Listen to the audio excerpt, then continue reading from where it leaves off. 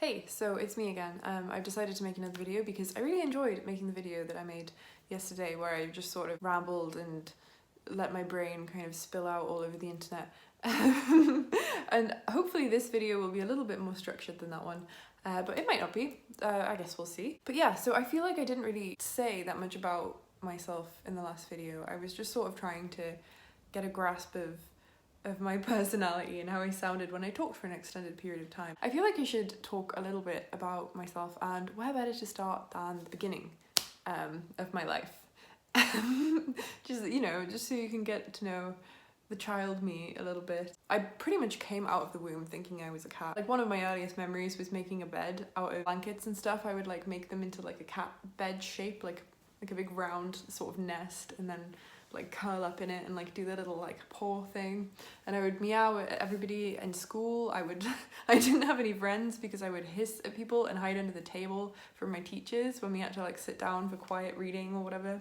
I would be hiding under the table hissing. I would be drawing cats every second of the day. I just drew cats constantly. There's endless old school books and stuff that are just filled with cat drawings at my parents' house. I even wrote a book on cat language and how to understand the different signals cats give off. When I was like really young, like I remember writing this manual of how to understand cats. At this point I didn't even have a cat, I don't think. I would love to find that and like read through it, because I don't know if any of this stuff that I was writing on there would have been remotely accurate in any way, or if I was just fully making it up. You know, I feel like I was probably a cat in my past life due to like how intense my obsession with cats was when I was a child.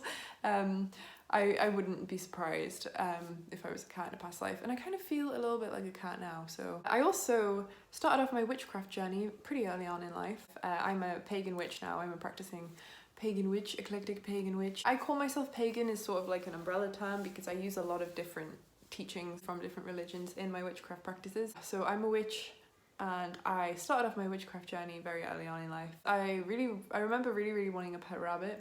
Me and my sister really wanted a pet rabbit because we loved all animals, not just cats. I loved all animals. Like, cats were like... So me and my sister decided to do a spell to get a pet rabbit. So we drew a picture of a rabbit on a bit of paper and buried it in the garden next to a daffodil bulb. I think it was a daffodil. It was some kind of bulb for a flower or a plant. And we buried it, and we would go out every night and water it and kiss the ground that it was buried under and say a little spell, say a little incantation to like bring pet rabbits into our lives. And yeah, after a while our parents gave in and let us have a rabbit. They let us get 2 rabbits, and their names were Crumble and Treacle, and they were really cute. And yeah, I don't know if they just like saw how committed we were to going outside and kissing the ground and watering the plant. And we're like, well, if they can do that, then I guess that they can feed a rabbit every day and clean it like once every few days. So yeah, got rabbits. That was my first successful spell that I can recall. And yeah, my witchcraft journey kind of progressed from there and grew into a little bit of an obsession, and it's still carrying on to this day. Something else weird about me as a child was, for some reason, these are all related to animals. Yeah, I was very obsessed with animals, but like not even just like cute cuddly animals, like not even just like cats and rabbits and dogs and stuff. No. I had pet snails, I had pet frogs, I had pet worms, I had pet ladybirds, none of which were purchased from any kind of pet store. They were just animals I found outside, and I would make them little enclosures. I made a house out of bricks for the frogs in my garden, because we had a lot of bricks laying around, and I made like a little huts for them and used mud as like the cement or whatever to hold it together. And I made them a pool with a basin out of a sink, which frogs actually lived in for a while and like had tadpoles in. And yeah, those were my pet frogs. I had a couple of pet toads in my back garden that I would go see every day. I had this one specific rock that had a toad that lived underneath, and I would go check up on it every day. That one was called Toady. Toady was my favourite toad, until one day I went out to check up on Toady, and I lifted the rock and there was a frog under there that wasn't Toady. And this, I remember really specifically how this frog looked. It was like a really like lime green colored frog with like brown kind of like markings on it. And I remember like going to kind of pet it or pick it up or whatever, because Toadie didn't care if I handled her. For some reason, Toadie was a girl. I don't know how to tell apart the gender of frogs, but I decided Toadie was a girl. She didn't care if I picked her up. I could like give her a little stroke, and she was chill with it. Toadie loved, well, I don't know if she loved me, but Toadie tolerated me. Yeah, I went to go see this frog, this new tenant in my little frog rock, and this frog was kind of terrified of me, and I remember he squealed, and then he pissed and shat all over my hand. So I named him the Wee Poo Frog and put him back under the rock and just left him and didn't check up on the rock for a few days. But I never saw Toadie again after that. I hope she's okay. I hope, well, she's probably dead now because it was a really long time ago, but I hope that she's all right. I hope she lived a happy life and just moved house and didn't get eaten by a bird or anything. Then the ladybird stories. Yeah, there was a whole saga when it came to ladybirds. I used to find ladybirds on the school playground all the time. And I had this big like plastic pencil sharpener pot. It was basically like a pencil sharpener in this plastic pot that the shavings would go into. So you didn't have to go to the bin every time that you had to sharpen your pencil. I made sure that the blade was blocked off with some blue tack so no animals could get caught in it or escape or get hurt or cut themselves on the blade. And I put some mud and some leaves and plants in there, and then went out and collected all the ladybirds I could find and put them in this little pot. And I would take them with me to my classes. I didn't even tell you about the worms actually. I'll get onto that. But yeah, so I took the ladybirds around in this pencil sharpener with my best friend at the time, and we would pretty much just like look at them and like see how they were getting on and take them out to play at break time. And they actually ended up mating and giving birth to all of these tiny little baby ladybirds. And I don't know if you know about baby ladybirds, but they come out as like little tiny little guys. They don't look like ladybirds pretty much. They're just like little black creepy crawlies. And we didn't really know what to do with them. I could have just let them outside, but I didn't really know. I didn't really want to. They were like my baby. They were like my lady babies, my baby ladybirds. So yeah, I brought in another container for them. I brought this old earring case, and I didn't really know what to feed baby ladybirds. I put a piece of sweet corn in from my school dinner because I didn't know what to feed them, and they all got stuck in it and died. So don't do that. If you want to be a ladybird keeper, do your research. Don't murder a bunch of baby ladybirds by accident, please, because yeah, it's kind of not good. About the worms. Me and my friend got pet worms. We would rescue worms that were just sort of on the playground that weren't in the mud or anything. And we had this special worm pencil case that we filled with mud and leaves and stuff. That was like clear plastic. And we would put the worms in there and just sort of have pet worms and bring them to our lessons.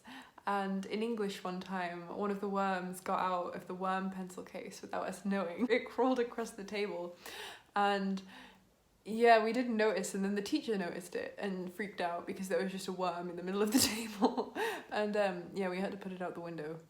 Don't worry, we were on the bottom floor, but yeah. Oh, I didn't talk about the snails. Oh my god. The snails. I'm just gonna quickly talk about the snails. So me and my friend read somewhere that snails could go for 3 years without food or water. I don't know if that's true. We read somewhere that snails could go for a long time without food. I think it was 3 years. And this gave us an idea. We decided that we would send some snails out to sea so they could see the sights and become captains. We never actually did this, by the way. This was just sort of like a fantasy idea that we had. But we did make boats. We made lots and lots of boats for the snails. I remember making a boat in DT. I made a boat out of like the scrap MDF that we were given. Like I think we had to make a clock or something, And with the scrap I made it into like a little tiny boat for a snail to go on, and painted it blue, and it was like just big enough for a little snail. Maybe I tried floating it in a puddle with a snail on it, but like I never set it off into the ocean because I feel like that would be kind of cruel. But then we also moved on to making boats out of paper. We would make boats out of paper and cover them in tape so they'd be waterproof, and then we would float them in the sink and see if they floated. And these boats kept getting bigger and bigger until we finally made a boat. Well, I think we called it the Titanic because it was like, in terms of a snail, it was like it was like this big. And I think we put a couple of snails in that we rounded up from outside just to be like the test captains. And yeah, we put it in the sink and filled the sink with water and just sort of watched it bob about for a bit and watched the snails like walk around, and then obviously we put the snails back outside and like didn't actually put it in the sea. But yeah, that was just the fun thing that we did. Oh yeah, I would make shoebox houses for the snails too. We would make them boats, but we'd also make them shoebox houses with like different partitions and like put little doll furniture in. Like yeah, most kids would have like dolls' houses with dolls, and we would just have like shoebox houses with snails. I also used to climb everything. I started playing Tomb Raider when I was really young. I think I must have been about 11 or 12 when I started playing Tomb Raider. And I really wanted to be like Tomb Raider. And actually I'm taking aerial hoop lessons now. So, I mean, maybe one day I'll be like fairly flexible and like gymnastic-y, if that's even a word. And be able to live out my Lara Croft fantasies. But yeah, I was obsessed with Tomb Raider and I really wanted to be like Tomb Raider. So I went to rock climbing lessons and I climbed everything. And I would climb trees all day and climb on top of buildings like that I shouldn't have done. And just yeah, I really liked climbing, and I feel like I should get back into that because climbing is fun. And yeah, just rock climbing everything. I used to think I was a fairy. Me and my sister I would be a water fairy because I was Pisces, or I am a Pisces, and she would be a fire fairy because she's an Aries. I had this crystal moon necklace, which I actually still have. It was originally like a sun catcher, I think. I would wear it and that would be like the source of my fairy powers, or like it would intensify my fairy powers. And we used to go on the trampoline and just like jump on the trampoline and like pretend to be fairies. And I went to Spain on holiday when I was younger. There was this play park that had lots of giant not stationary, but you know, like there was like these big pencil sculptures like laying out that were huge, and like those little blocks with the alphabet on them, and like yeah, it just basically made it look like you were really small and you were in a child's bedroom. And I really want to go back there because it was really fun. And I remember just like playing and pretending that we were fairies, that the whole time that I was in Spain I was just a fairy, and it was amazing. And I bought loads of little fairy figurines, and then I came home and I made a YouTube video. I animated like me and a bunch of my friends in middle school or whatever as fairies, and I don't know if it's still on the internet, honestly. I haven't looked, but yeah. So yeah, those were some things that I did as a kid that they probably aren't that weird thinking about it. I feel like a lot of people probably had similar experiences, but yeah, that's basically who I was at that point. And now that I'm older, I'm still into a lot of the same things. I mean, I don't keep pet ladybirds or worms anymore, but yeah, I don't know, those were some weird things about me. I hope you enjoyed hearing about them. Bye!